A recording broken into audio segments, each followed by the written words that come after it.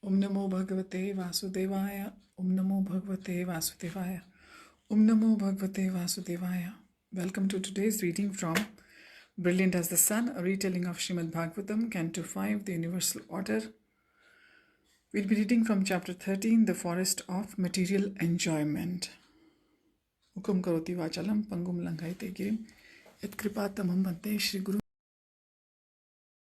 Dinatarinam Paramananda Madhavam Shri Chaitanya Ishwaram Hari Om Tat Sat.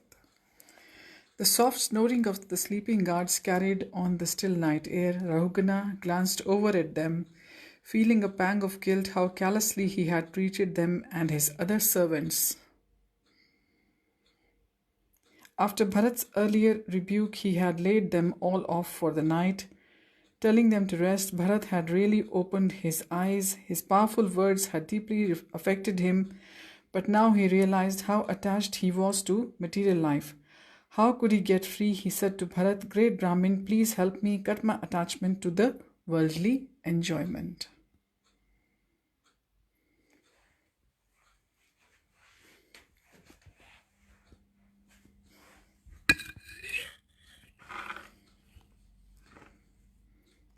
Bharat looked at Rahugana. That would likely take time. The king saw the world differently to him. While he saw Krishna everywhere, Rahugana saw only the transient forms of this world. Bharat was always thinking how to serve Krishna, whereas Rahugana thought only about material enjoyment. The king needed to become disgusted with sense gratification. Somewhere in the distance, jackals howled. The sounds drew Bharat's attention to the foreboding dark shadows of the surrounding forest. It gave him an idea. Maybe he could speed up the process of detachment for Rahugana. Verse 1. Turning back to the king, Bharat said, "My dear Rahugana, I will narrate an allegory. It exposes the true nature of the material world, which resembles this forest. Think of it as the forest of material enjoyment. Conditioned souls are like merchants stumbling along a hard path through the forest, seeking to sell their goods. The broad path they travel represents repeated birth and death. It has 3 subsidiary tracts, each lined with fruit-bearing shrubs. The merchants are heedless of the difficulties they face because their attention is on the fruits lining the 3 tracts. What do these paths represent? The 3 modes of nature, replied Bharat. The fruits lining the goodness track are auspicious. Those lining the ignorance track are inauspicious, whereas the fruits lining the passion track are mixed. Can you explain that in more detail? The fruits of goodness enable one to live religiously, enjoy prosperity and sense enjoyment in this world, and ultimately attain liberation or the bliss of merging into the impersonal Brahman. The fruits of ignorance increase the conditioned soul's foolishness and illusion and consequently send him to hell, while the fruits of passion are mixed because they produce both worldly pleasure and suffering. Now let us return to the allegory. The merchant enters the dangerous forest to obtain articles he can later sell for profit. Similarly, conditioned souls toil in this world so they can later enjoy. Second verse, as he passes through the forest, 6 powerful plunderers deceive and rob him. Similarly, the conditioned soul's 6 senses misguide and plunder him. Sometimes the merchant builds a makeshift shelter in the forest to safeguard his livestock, but ferocious animals like tigers and jackals break in and take them. Similarly, the conditioned soul's spouse and children occupy the heart and steal one's mind away from one's actual interest, that is self-realization. Verse number 3, in this forest of material enjoyment there are dense bowers full of bushes, long grasses and creepers in which the traveler becomes entangled. These are the gainful activities the conditioned soul pursues to earn livelihood. When the merchant enters these bowers, mosquitoes, which are like envious people, cruelly bite him. Sometimes he sees in a hallucination a splendid palace in the forest. This is comparable to the conditioned soul, imagining that his body and house are permanent. The merchant sometimes sees a fleeting fiend or ghost flying through the sky like a shooting star. This is analogous to the conditioned soul being seeing the opportunities to get gold. Verse number 4, my dear King Rahugana, deluded by attachment to his home, family members, wealth, and so forth, the merchant rushes about in pursuit of material success. Sometimes a dust storm blinds him. This is analogous to the lust that blinds a man when he wants to enjoy sex with his wife. Like one blinded by a dust devil, a person blinded by passion commits many sins to satisfy his lust, not knowing that his activities are being observed and recorded by different gods. Fifth verse, my dear King Rahugana, in illusion the conditioned soul wanders in the forest of material existence, suffering in so many ways. Sometimes the harsh sound of crickets disturb him. This represents friends and family members gossiping behind his back. At other times he becomes troubled on hearing an owl shriek. This represents the unkind words of friends and family. Sometimes he seeks shelter of a tree with no fruits and flowers. This is analogous to seeking help from impious relatives and friends who lack good intelligence and cannot help. The conditioned soul often feels thirsty and runs after a mirage. This is like the constant disappointments of material life. Verse number 6, the conditioned soul often experiences miserable conditions like shortage of food. When he turns to friends and family for help, they ignore or rebuke him. This is like a forest traveler scorched by the sun who jumps into a river only to injure himself because the river water is shallow. Sometimes he is caught in a forest fire, which is compared to the troubles of married life. At other times, yakshas and rakshasas assail the traveler and steal his cherished wealth. This is analogous to irresponsible kings and government agents robbing the citizens in the name of taxes. Verse 7, when he loses his possessions, the conditioned soul becomes depressed and sometimes faints. At other times, he sees opportunities for accumulating wealth and living happily with his family. This is like seeing castles in the sky because so often nothing comes of it, and even if he is successful, that happiness is short-lived. Verse 8, sometimes the merchant traveling in the forest tries to climb high hills or mountains, but for want of good shoes, stones and thorns injure his feet. This is like a conditioned soul trying to find happiness in family and having to arrange things like expensive, elaborate wedding ceremonies. When his plans are frustrated, he becomes angry with his poor wife and children.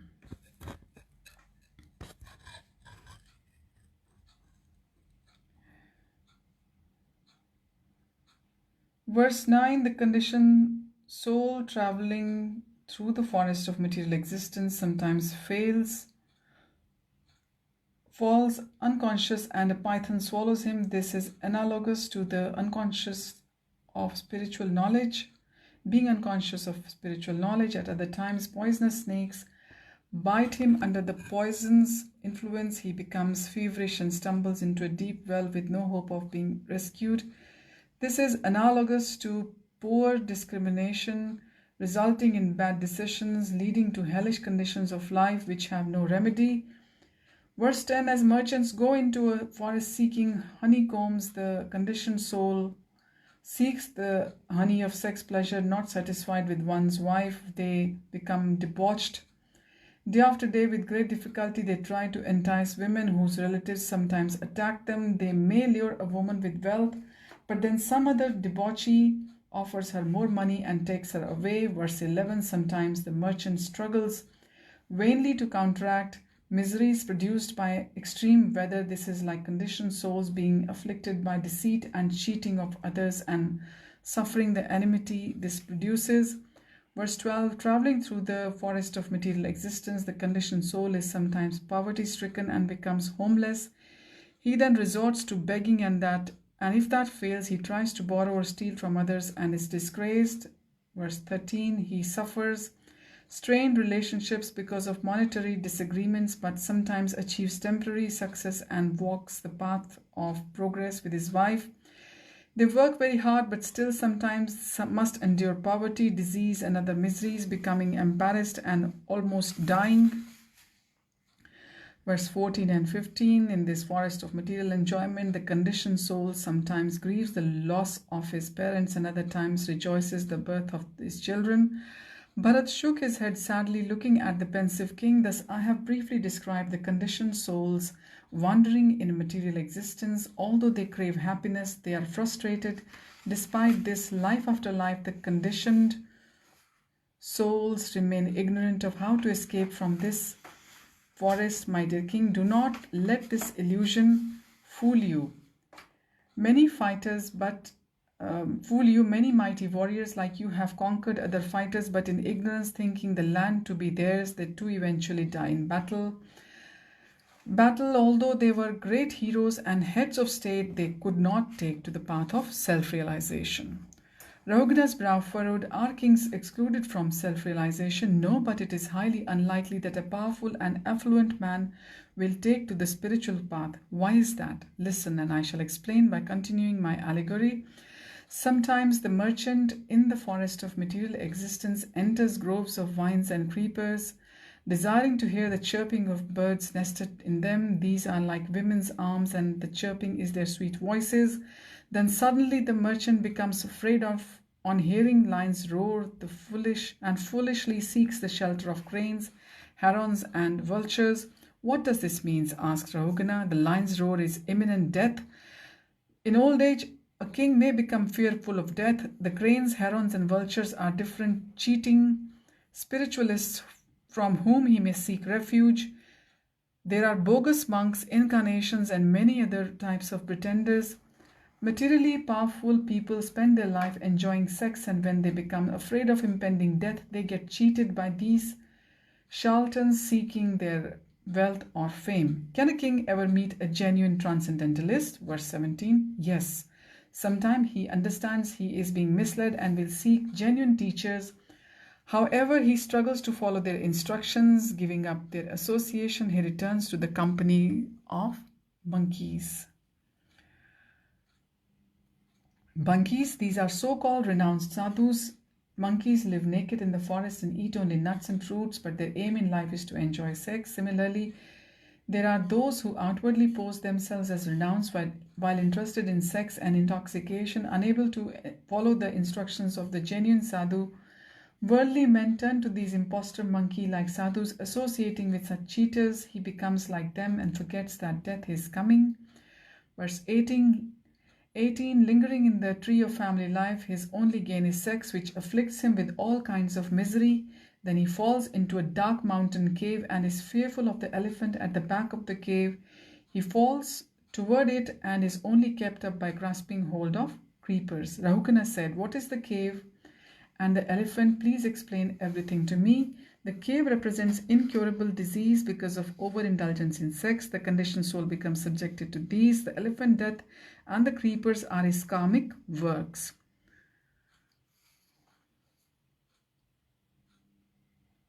So the elephant, the cave is the overindulgence in material life, and the creepers and the elephants are the karmic works of a person. Verse 19, if he recovers from this disease, he returns to home to once more enjoy sex. Bewitched by the Lord's illusory energy, he remains in material life, ignorant of his real interests, even up to death. Rahugana let out a long breath. Bharat's words resonated with him. Material life meant nothing but suffering. Practically, there was no happiness in this world. As a king, he knew that better than anyone. He had access to so much wealth and enjoyment, but was never satisfied. For a long time, he had been seeking something more meaningful. He had been on his way to Kapil Ashram to find a teacher who could guide him. It seemed the Lord had fulfilled his desire. He was a man of knowledge. He said, "I accept what you have said, but material illusion is formidable. Please instruct me how I can become free from this forest of material enjoyment."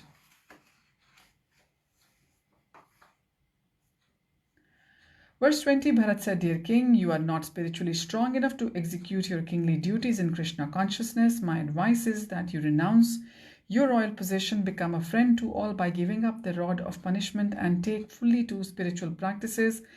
In this way, sharpen your sword of transcendental knowledge and sever all attraction to sensual pleasures. Thus you will cross the ocean of material life. Verse 21, Rahugana folded his palms. I can hardly believe my good fortune. How wonderful is this human birth, which gives one the opportunity to associate with devotees like you. Even a birth in heaven is not as glorious, for their opulent enjoyment completely bewilders you. Verse 22, he prostrated himself, touching his head to Bharat's feet. Rising to a kneeling position, he said, I am confident that by following your instructions, I will attain pure devotion to Krishna, which even great gods like Brahma can hardly achieve. The root cause of material entanglement is false arguments, pride, and poor discrimination. In our brief association, you have freed me from all these. Verse 23, the king observed Bharat's peaceful demeanor. The saint had not taken the least offense, even though he had initially spoken so harshly. He had shown him so much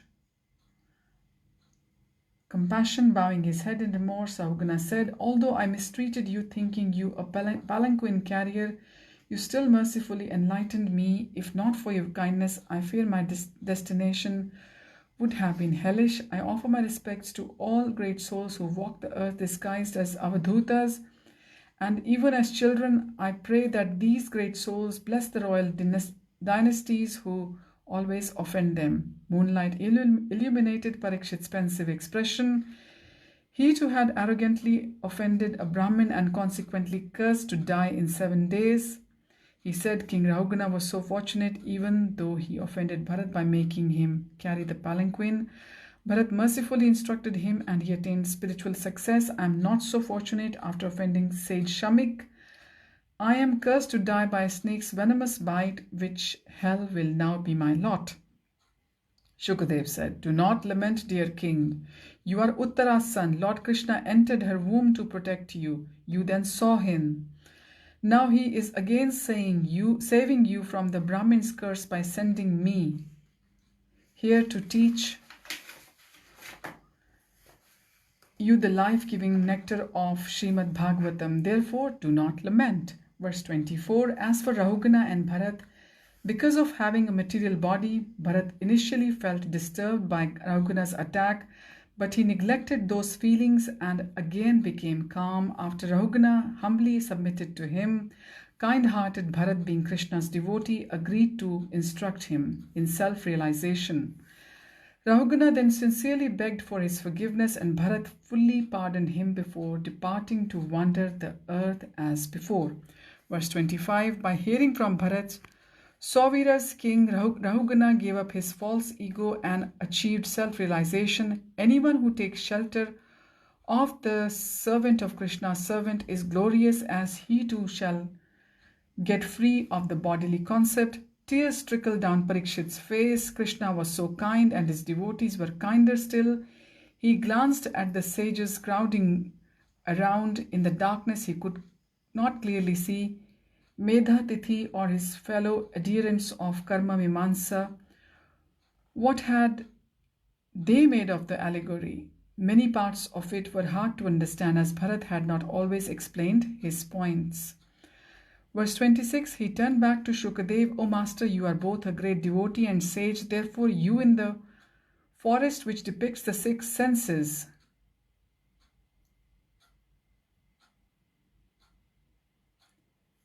as plunderers, and one's wife and children as jackals, was enthralling, but I fear I may not have fully understood its lessons. Kindly, therefore, explicitly describe their meanings. So this brings us to the end of chapter 13, and it is full of realizations for King Rahugana and all of us about the importance of the human life and how we are stuck in this material life, and how to remain just like a lotus flower in a muddy pond, how not to forget our ultimate goal of this human life, which is the devotional service to the Lord. So thank you for joining. Hariam Tat Sat. Hare Krishna.